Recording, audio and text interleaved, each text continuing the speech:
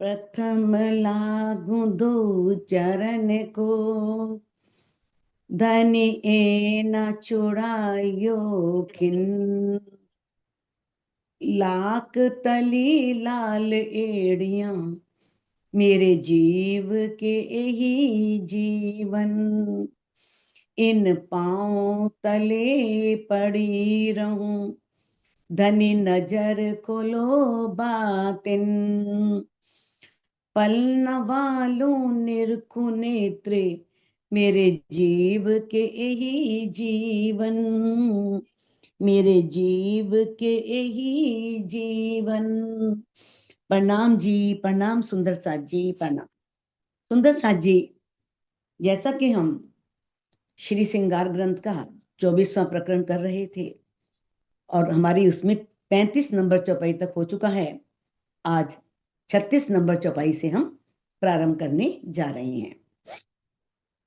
हुआ बिछोड़ा बीच ब्रह्मांड के, एते पड़े थे हम दूर। अब इंद्रावती जी कह रही हैं कि पहले हम कहाँ थे? राज्य के चरणों में, परम धाम में, राज्य के पास मूल मिलावे में बैठे हुए, बिल्कुल उनके निकट। अब कहां पर आ गए? इस माया के ब्रह्मांड में, स्वप्न के ब्रह्मांड में। सुरता आ गई यहाँ पर, और सुरता यहाँ पर आई तो हमारे प्रीतम और हमारे बीच में एक वियोग हो गया, जुदागी हो गई, हम प्रीतम से अलग हो गए। एते पड़े थे हम दूर, और ऐसा लगने लगा कि पता नहीं हम राज्य से कितनी दूर आ गए। राज्य तो परम धाम में है, मूल मिलावे में है, और हम राज्य से इतनी दूर आ गए हैं। सो हके इलम ऐसा दिया। अब हमारे धामधनी अक्षरातीत ने, प्राण वल्लभ ने ऐसी ब्रह्मवाणी दे दी कि ऐसा अनुभव होता है उस ब्रह्मवाणी के ज्ञान के द्वारा कि जैसे हम बैठे कदमों तले हजूर, अपने प्रीतम के चरणों में ही बैठे। ठीक है, माया का जोर है, माया बहुत शक्तिशाली है, लेकिन कहीं तो राज्य ने सभी रूहों को ये आभास दे ही दिया है कि हम इस ब्रह्मांड में नहीं हैं, हम राज्य के चरणों में बैठे हैं। और जो रूह ऐसा सोच लेती है, उसे माया के दुख फिर दुख नहीं लगते, क्योंकि वो सोचती है कि मैं तो सह ही नहीं रही। आपने बंदा वैरागी के बारे में सुना है, किस तरह से बंदा वैरागी को काटा जा रहा है, हाथ काटे जा रहे हैं, पैर काटे जा रहे हैं, और जल्लाद कहता है कि है बंदा वैरागी, तेरा तन कट रहा है लेकिन तुझे दुख ही नहीं हो रहा, तू हंस रहा है। जितना काट रहे हैं उतना तो हंस रहा है। तो कहता है मुझे थोड़ी काट रहे हो, मेरे तन को काट रहे हो, मुझे काटो तो पता लगेगा, मुझे दुख होगा, मुझे कोई दुख नहीं। तो इस प्रकार से देखो, वो अवस्था तो नहीं किसी भी रूह की, परमहंसों के बिना। परमहंस जिस अवस्था में है, उस अवस्था में सभी रूहें तो नहीं है ना, लेकिन फिर भी ऐसा आभास तो होता है कि हम धनी की चरणों में हैं। धनी ने हमको सुरक्षित रखा हुआ है, धनी हमारे हर पल साथ हैं। हुक्मे कई मता पहुंचाइया, हुक्मे राजधाम धनी अक्षरातीत के हुक्म से। देखो सब कुछ यहाँ हुक्म से हो रहा है, बिना उनके हुक्म के एक पत्ता नहीं हिल सकता, चाहे वो यहाँ आए या ना आए। आए भी नहीं है, ठीक है, आवेश रूप में आए, राज्य तो नहीं आए ना। सारा अक्षर ब्रह्मांड ही सारी सत्ता को संभालता है, देखता है। अक्षर ब्रह्म ने भी आगे विभाग बांटे हुए हैं, है ना, लेकिन बिना उनकी, वो कण कण में है, हर चीज में है, लेकिन वो स्वयं नहीं है, उसकी सत्ता है, उसका शासन है। तो राज्य के हुक्म ने कई मता पहुंचाइया,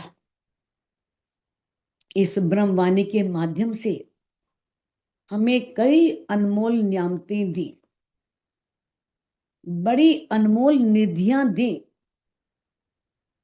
हमें उस पारब्रह्म को पाने की पहचान दी, खिलवत की पहचान दी, वाहिदत की पहचान दी, अपने दिल की हकीकत और मार्फत भी खोल दी। ये सारा मता है, सारी ये अनमोल संपत्ति है, आध्यात्मिक संपत्ति। बीच ऐसी जुदागी में, जबकि हम उनसे अलग हैं, इस माया के ब्रह्मांड में बैठे हैं, लेकिन फिर भी वो हमसे अलग नहीं है। सारी राजी ने कह दिया, आप जब तारतम लेते हो तो आता है ना निज नाम श्री जी साहिब जी, अनादि अचरातीत, सो तो अब जाहिर भई सब विद वतन सहित। अपने परम धाम की सारी नियामतें लेकर के यहाँ पर प्रकट हो गए हैं। तो सारी नियामतें किसके लिए लाई हैं? ब्रह्म सृष्टियों के लिए, रूहों के लिए। तो किस प्रकार से हमें दामदनी अक्षरातीत ने ऐसा वियोग होने पर भी, अलग होने पर भी, जुदाई के समय में भी हमें क्या दिया? उन्होंने अपार निधियां दी, अपार संपत्ति दी। हके नियामत दे अधाए, कितनी बड़ी बात कही है। राजी तो सारी संपत्ति देकर के संतुष्ट हो गए, जैसे एक पिता अपनी संतान को सारी संपत्ति देकर के कि मैं संतुष्ट रहता कि भाई मेरा फर्ज खत्म हो गया, मैंने इनको सारा सेटल कर दिया, इनको सारी संपत्ति बांट दी और अब तो मुझे आराम से बैठना है। वो तो संतुष्ट हो गए अदाई कि मैंने तो रूहों को सारी विध समझा दी, किस तरह से तुमने राज्य को पाना है, कैसे परम धाम देखना है, हर बात उन्हें समझा दी। कहीं हांसी करिया हमसे। और अब जब रूहें उस संपत्ति को लेकर भी उनकी आत्मा जागृत नहीं हो रही, राज्य को नहीं पा रही, तो राज्य हम पर हंसी भी कर रहे हैं कि देखो ये कैसी माया के वश में आ गई है। कहीं थी देखते हैं तुम्हारी माया क्या बिगाड़ेगी। अब कैसी माया ने इन्हें घेर लिया है कि सारा रास्ता बताने पर भी ये मुझे पहचान नहीं पा रही, मुझे पा नहीं पा रही, चितवनी में लग नहीं पा रही। तो किस तरह से अब धनी हमें माया में इस तरह से डूबते उतरते देख करके, माया में परेशान देख करके क्या कर रहे हैं? हंसी। क्योंकि राज जी ने वाणी के द्वारा हमें सब बात समझाई। देखो रास में सबसे पहले हमें क्या समझा दिया कि प्रेम जरूरी है ना, कि प्रेम लाओ। जैसे गोपियां ब्रह्म से गोपियां ब्रज में प्रेम करती थी, और किस तरह से उन्होंने उन्हें पा लिया। अब फिर किस प्रकार से हमें आगे उन्होंने खटरुति में विरह बताया कि कैसे विरह लेकर के धनी को पाना है। माया के सभी हथियार बताए, माया से बचने के उपाय बताए, आत्म जागृति के साधन बताए कि आत्म कैसे जागृत होगी, जीव को कैसे जगाया जाएगा। फिर उन्होंने हमें कुरान की वास्तविकता समझाई। फिर हमें वेद कतेब के दोनों में जो अलग अलग गुज रहस्य थे, तारतम वाणी से कैसे उनका एकीकरण होगा, वो भी हमें सारा इस वाणी के माध्यम से समझाया। फिर इसके अलावा भी हमें उन्होंने निज बुद्ध की वाणी दी। और फिर किरंतन ग्रंथ में देखो उन्होंने किस तरह से हमें सारा, यानी कि इस पूरे ब्रह्मांड में कितना छल है, कपट है, द्वेष है, किस तरह से धर्म के नाम पर लोग अत्याचार करते हैं, धर्म के नाम पर दान मांगते हैं, कैसे आडंबर रचते हैं, कैसे सब कुछ, यानी कि एक तरह से सार है पूरा पूरी वाणी का किरंतन उसका, यानी कि उसमें हर विषय को टच किया है। चाहे विरह है, चाहे प्रेम है, चाहे समर्पण है, चाहे कुरान का पक्ष है, चाहे धाम जाने की बातें हैं, अंत में जो भी जितने भी परम धाम चितवनी से संबंधित किरंतन उतरे वो भी बहुत कुरान में, उसमें किरंतन में है। और फिर किस तरह से धनी ने हमें निज बुद्ध की वाणी, खिलवत, परिक्रमा, सागर, ये वाणी दे करके हमें उन्होंने किस तरह से श्रृंगार की चारों किताबें देकर के हमें क्या बताया? अपने दिल की हकीकत और मार्फत के बारे में।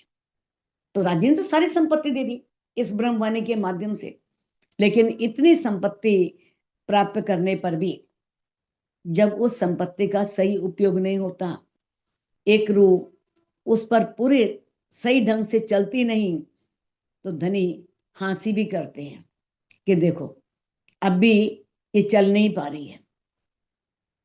तो आगे कहते हैं, अर्श अजीम की कंकरी उड़ावे चौदह तबक। अब ये चौपाई कम से कम भी शायद गिनती तो नहीं है, लेकिन मैं इतना समझती हूँ कि 22वीं 23वीं बार तो चौपाई आ रही होगी कि परम धाम की एक कंकड़ी भी इस 14 लोक के ब्रह्मांड को उड़ा सकती है। इतनी ताकत है एक कंकड़ी में। अब एक कंकड़ी, देखो कंकड़ी भी आत्म का स्वरूप ही है। परम धाम में तो सब आत्म का स्वरूप है, जितना कुछ भी है सब। तो अब धनी कह रहे हैं, सो तिनको है क्यों कहिए जो देखे न सके हक। अब जो ये जीव सृष्टि है, जीव सृष्टि को हम कैसे कह सकते हैं कि ये है, इसका अस्तित्व है, ये नाशवान नहीं है, नश्वर है, जो उस पार ब्रह्म को देख ही नहीं सकती, जो देख ना सके हक, जो पार ब्रह्म को अक्षरातीत को देख ना सके, उसे हम कैसे कह सकते हैं कि इनका अस्तित्व अखंड है, शाश्वत है, हमेशा रहने वाला है? तो नहीं कह सकते ना।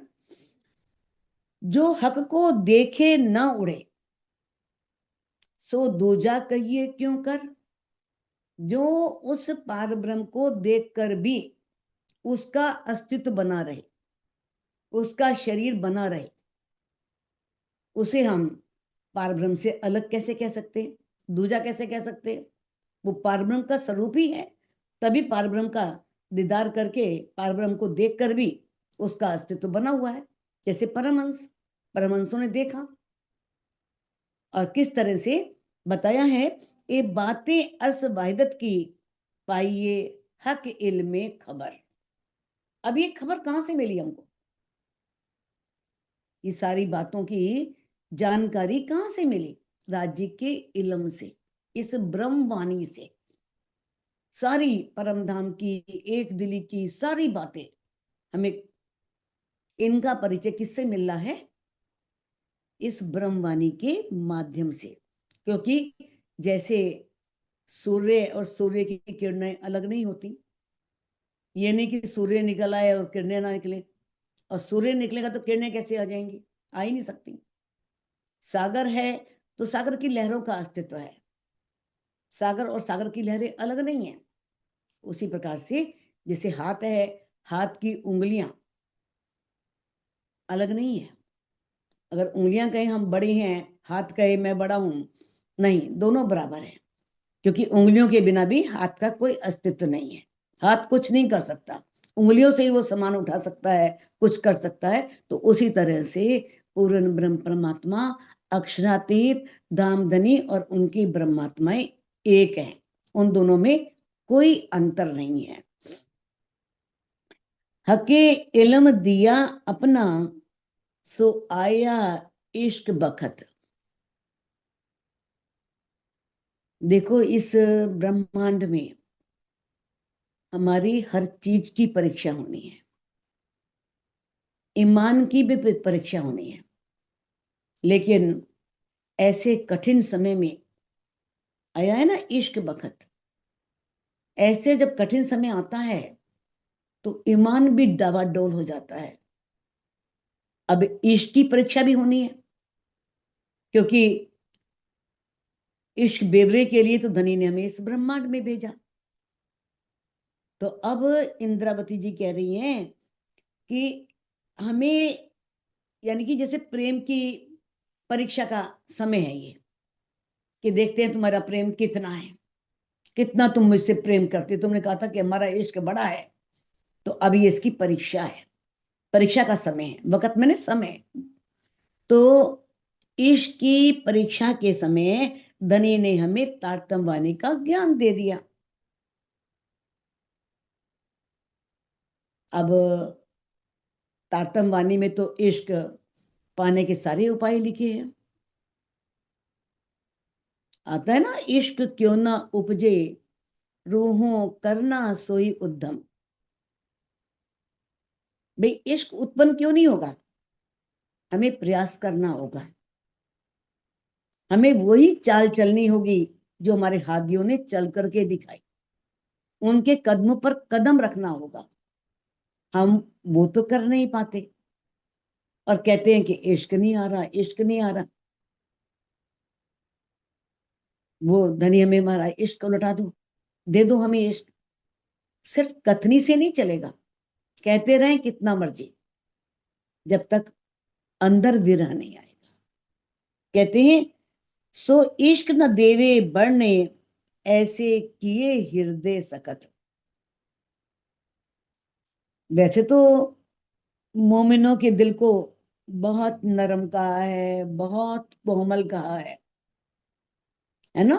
मोमिन दिल कोमल कहिया, तो अर्श पाया किताब। मोमिन के दिल बहुत कोमल है, इसीलिए उन्हें परमधाम की शोभा मिली। दिल को नरम है इसीलिए। लेकिन यहां पर किया है कि ऐसे हृदय सख्त कर दिए, कठोर कर दिए। कहने का भाव यह है, पर आत्म की सुरता जिस जीव पर बैठी है, अब वो तो आत्म जो है, पर आत्म की तरह बिल्कुल पाक साफ निर्मल है।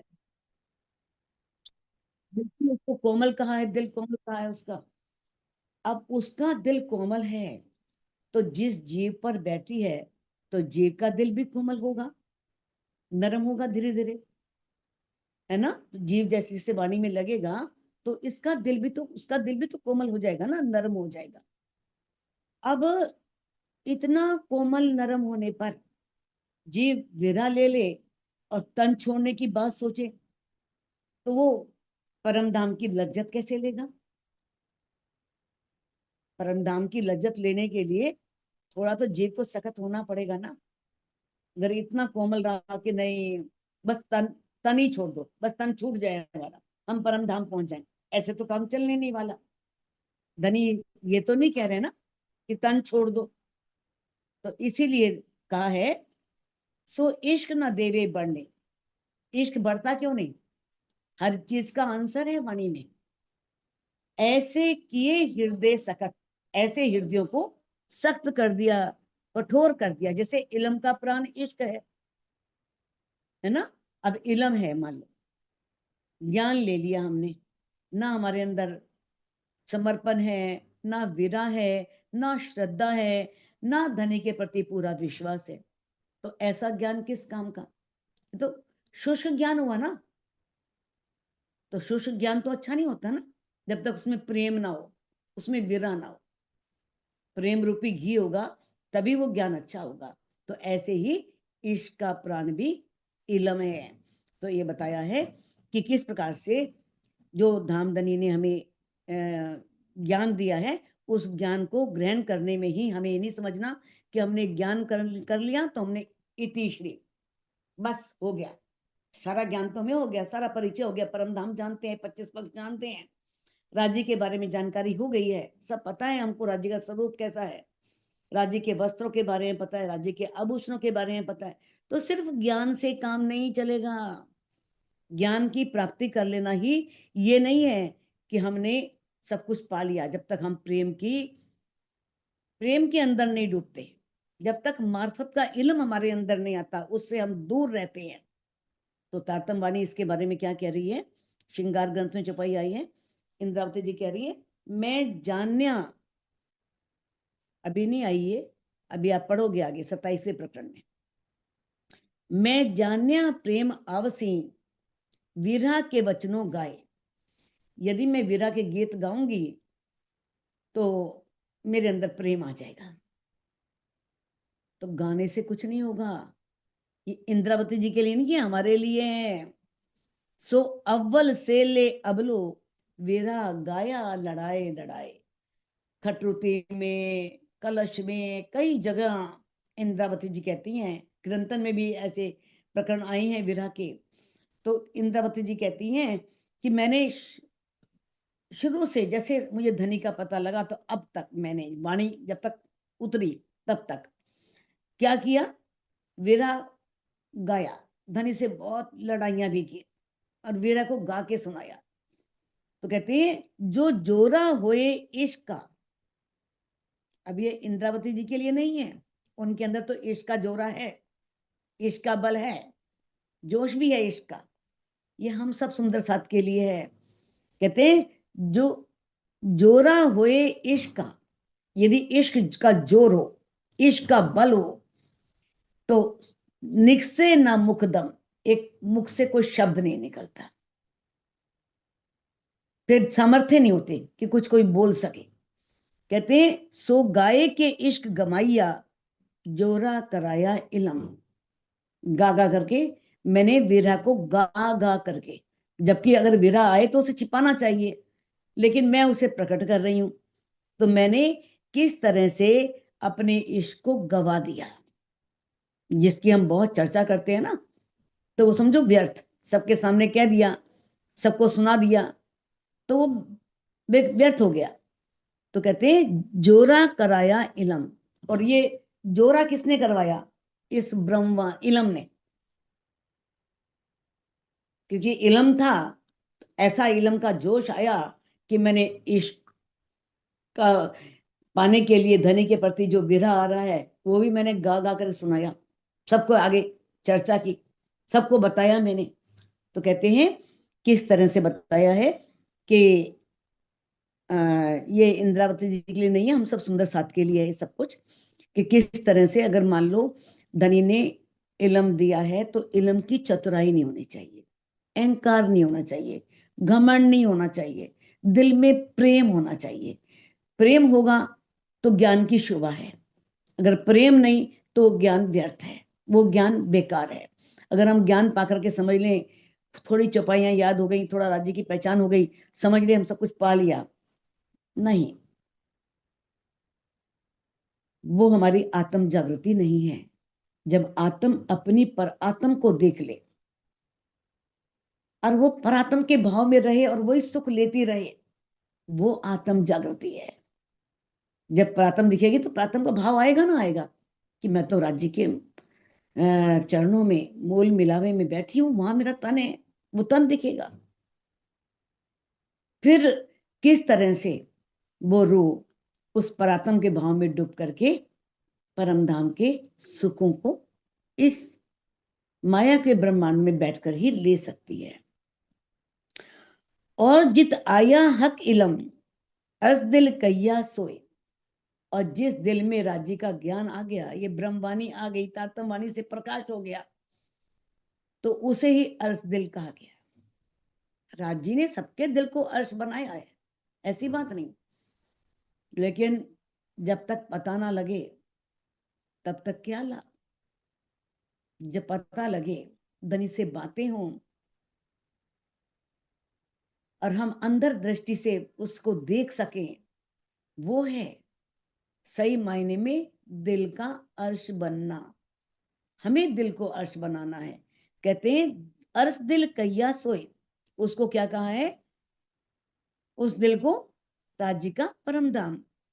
हक ना आवे इश्क बिना, और हक बिना इश्क ना होए, कितनी आंकड़ी है। बिना इश्क के राज्य नहीं आएंगे, और राज्य के बिना इश्क आ ही नहीं सकता। कहने का भाव यह है कि राज्य आएंगे तभी इश्क आएगा, जब वो अंतर्दृष्टि से उनका आभास होगा, वो देखेंगे। कहते हैं ना, धनी जी को इश्क भावे, इश्क बिना कछु ना सुहावे, ये ना कहियो कोई जन, धनी पाया इश्क बिन। राज्य को इश्क अच्छा लगता है, उन्हें इश्क के बिना कुछ अच्छा लगता ही नहीं।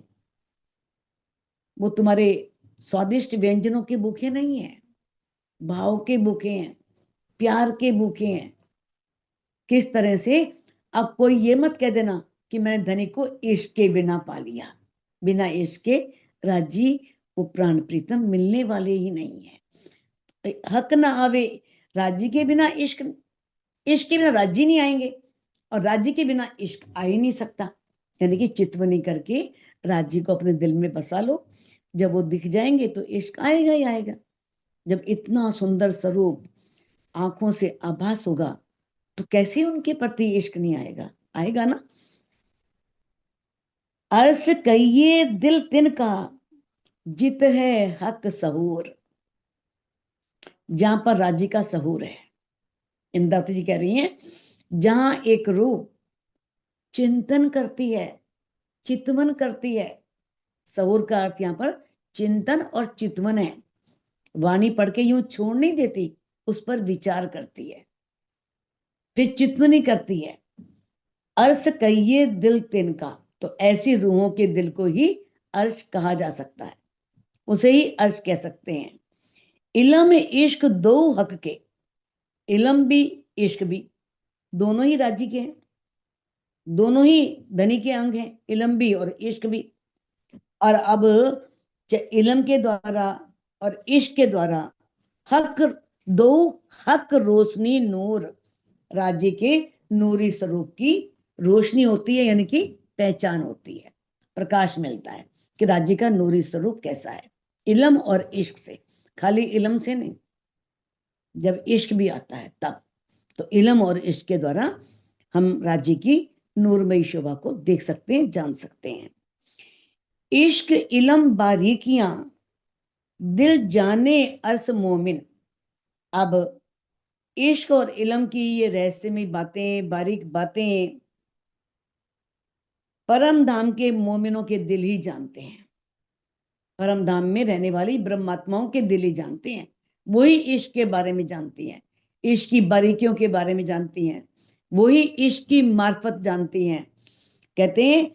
और इलम की मार्फत हकीकत वही जानती हैं जो जागी हुए रूह हुक्मे, जिसे राज्य, जो राज्य के हुक्म से, जो रूह जागृत हो गई हो, जिसकी आत्मा जाग गई हो, ताए लज्जत आवे अरस्तन, तो उसे क्या मिलता है? उसे पर आत्म की लज्जत मिलती है।